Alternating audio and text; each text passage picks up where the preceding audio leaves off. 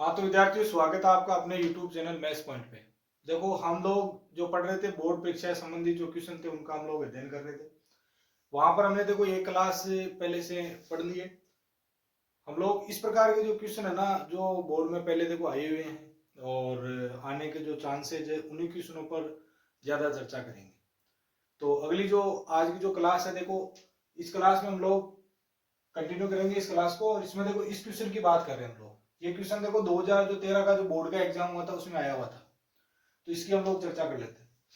देखो, उस बड़े से बड़े धनात्मक पूर्णांक को ज्ञात करो। मतलब वह बड़े से बड़ा धनात्मक पूर्णांक ज्ञात करना है जो 396, 436 और 512 को विभाजित करने के पश्चात शेषफल क्रम से 5, 11 और 15 रहता हो। मतलब वह हम लोगों को संख्या बतानी जिसका इसमें इसमें और इसमें भाग लगाए। इसमें लगाए तो 5 शेष बचे, इसमें लगाए तो 11 शेष बचे, इसमें लगाए तो 15 शेष बचे। अब आप ये देखो, यदि मैं इस 396 से इस 5 को कम कर दूं तो फिर शेष कुछ नहीं बचेगा उस संख्या का, जो बच गई उस संख्या में भाग देने पर। 11 को मैं इसमें से कम कर दूं तो जो भी बचेगा फिर उसमें भाग देंगे तो उसमें फिर शेषफल 0 बचेगा, क्योंकि शेषफल जितना भी बच रहा है उसको आप संख्या में से कम कर लो तो फिर कोई शेषफल नहीं बचेगा, शेषफल 0 बचेगा। तो देखो मैंने क्या किया, 396 है, इसमें से तो 5 कम कर दिया क्योंकि 5 शेष बचता है। 436 है, इसमें से 11 कम कर दिया। और 500 जो 42 है इसमें से मैंने 15 कम कर दिया। तो यहाँ 391 बचेगा। और यहाँ कितना बचेगा, देखो 5, 2 और 4, मतलब 425 बचेगा। और इधर देख लो, इधर कितना बचेगा, देखो 7 तो यहाँ बचेगा और 3 मतलब 2 यहाँ बचेगा और 5 यहाँ बचेगा। मतलब यहाँ कितना बचेगा, 527 बचेगा। तो यहाँ 527 बच रहा है, 425 बच रहा है, 391 बच रहा है। अब हम लोगों को क्या करना है, इनके अभाज्य गुणनखंड करने हैं, क्योंकि हमें वो संख्या पता करनी, बड़ी से बड़ी बोला है, इसका मतलब मैं से निकालना है। तो ये जो नंबर है इनका मैं से निकाल लो पहले। तो मैं से निकालने के लिए 391 के अभाज्य गुणनखंड चाहिए, 425 के अभाज्य गुणनखंड चाहिए और 527 के अभाज्य गुणनखंड चाहिए। इनके हम लोगों को अभाज्य गुणनखंड चाहिए।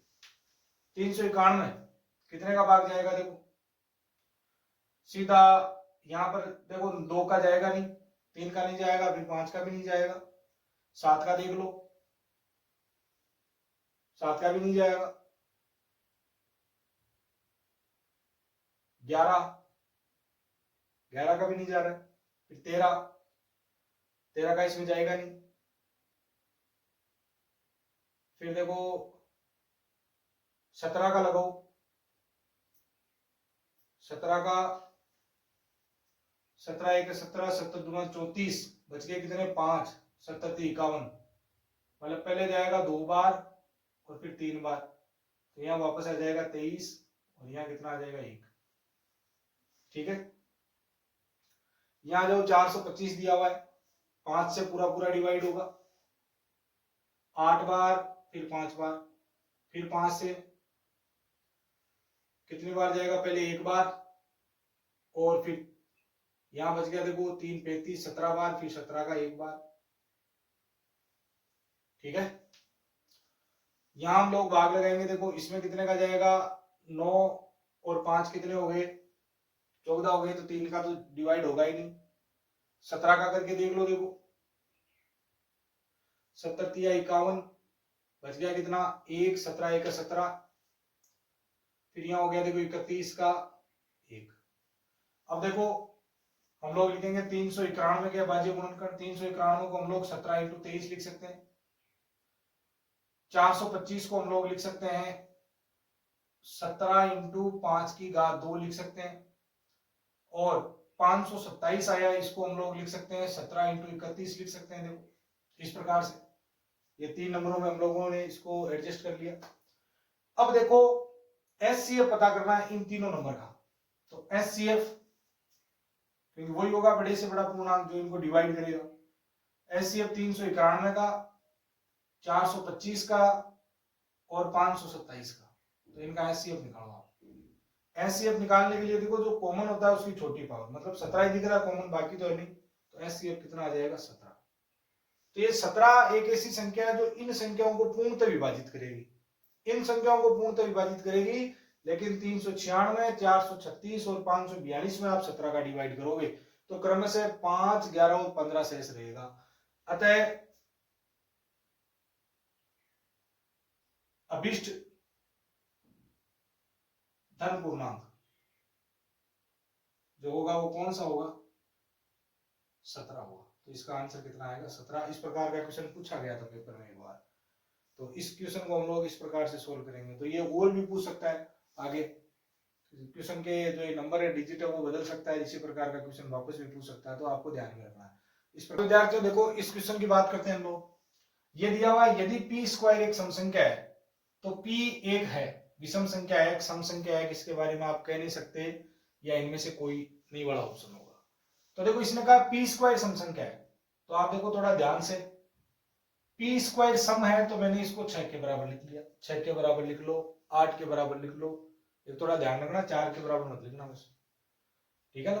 अलग अलग 2-3 नंबरों के बराबर रख के चेक करना चाहिए, ठीक है ना। 3-4 नंबर कम से कम रख करके चेक करना चाहिए। मान लो पी स्क्वायर सम है तो देखो पी स्क्वायर बराबर 6, 6 समय नहीं है, इसके बराबर रख लिया।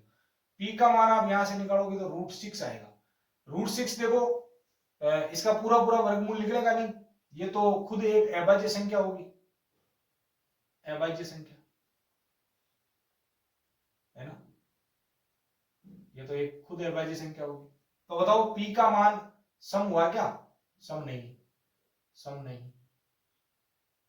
p स्क्वायर यदि सम है तो ये जो p है विषम आया है क्या? विषम भी नहीं आया, ये तो अभाज्य आ रहा था कोई तो। फिर सम संख्या आ गया, सम भी नहीं है, देखो सम आइएगा, इसका वैल्यू निकालेंगे तो आप वैल्यू निकालना, √2 इंटू √3 लिख सकते हैं, √2 और √3 की वैल्यू लिख करके आप मल्टीप्लाई कर सकते हो। तो एक लिखा हुआ है, कह नहीं सकते, तो देखो ये तो अभाज्य संख्या है, इसका मतलब अभाज्य भी हो सकती है। देखो यहाँ मैंने पी स्क्वायर को 4 मान लिया है ना, तो पी की वैल्यू निकालोगे तो √4 मतलब कितना आ जाएगा? 2, जो कि सम है, इसमें सम आएगा। यदि मैं ये 6 ले रहा हूँ, 8 ले रहा हूँ, 10 ले रहा हूँ, तो वहां पर अभाज्य संख्या आएगी, तो सम तो नहीं आएगी। सम केवल एक ही कंडीशन में गणित मानती है कि अलग अलग आप कंडीशन अप्लाई करो तो वही कंडीशन लागू होनी चाहिए जो बोली हुई है। तो इसका जो ऑप्शन होगा वो होगा कह नहीं सकते, इसके बारे में अपना कोई मतलब नहीं है कि भाई ये सम ही होगी, ठीक है। हाँ यदि ऐसे होता कि p एक सम संख्या है तो p स्क्वायर क्या होगा? p सम है, सम मतलब किसी के भी बराबर, 2 के बराबर ले लो, 4 के बराबर ले लो।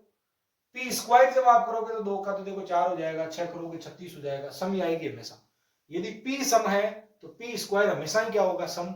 लेकिन p स्क्वायर सम है तो p का सम होना जरूरी नहीं है, इसके बारे में कह नहीं सकते। क्यों नहीं कह सकते वाला ऑप्शन आया? क्योंकि देखो p देखो यहाँ पे सम आ रहा है लेकिन यहाँ पे सम नहीं आ रहा, इसलिए हम लोग ये लिखेंगे कह नहीं सकते। इनमें से कोई नहीं वाला भी नहीं लिखेंगे, क्यों नहीं लिखेंगे? क्योंकि एक जगह देखो सम आ रहा है, ठीक है ना। तो इसके बारे में हम लोग कह नहीं सकते कि ये क्या, कौन सी संख्या आएगी, सम आएगी, विषम आएगी, भाज्य आएगी, अभाज्य आएगी, इसके बारे में कोई राय नहीं है। तो इस प्रकार से इस क्वेश्चन को सोल्व करेंगे, इसको भी थोड़ा ध्यान में रखना है। देखते हैं एक आध क्वेश्चन और आगे देखो। हम लोग इस क्वेश्चन की बात करते हैं, क्या लिखा हुआ है? यदि द्विघात व्यंजक kx² प्लस में 5x प्लस में 3k के शून्यांकों का योग उनके गुणनफल के बराबर है तो k का मान ज्ञात करो। शून्यांकों का जो योग है गुणनफल के बराबर है।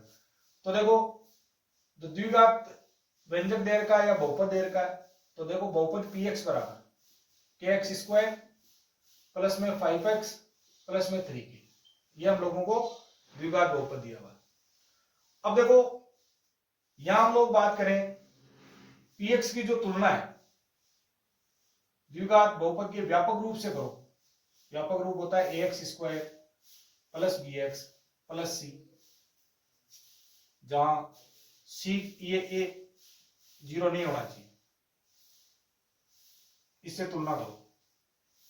इससे तुलना करोगे देखो x² के आगे a लगा हुआ है, इधर x² के आगे k लगा हुआ है, यानी a बराबर क्या आ गया? x के आगे b, इधर x के आगे 5, यानी b बराबर 5 हो गया, और c की वैल्यू होगी 3 की।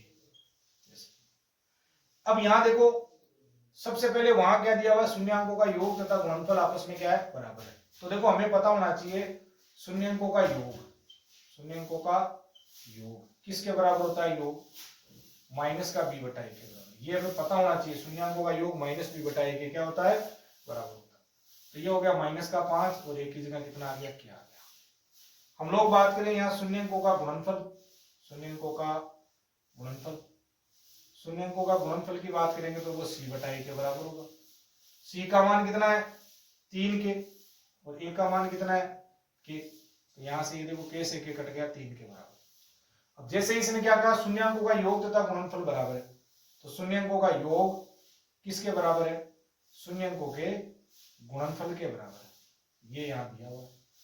तो योग तो कितना है देखो माइनस का 5 बटा के और गुणनफल कितना है 3, के को वहां 3 को नीचे, तो यहां से सीधा सोल्व करेंगे तो के बराबर कितना आ जाएगा माइनस का 5 बटा में 3, तो ये के का मान आएगा माइनस का 5 बटा 3। इस प्रकार से के का मान निकालेंगे।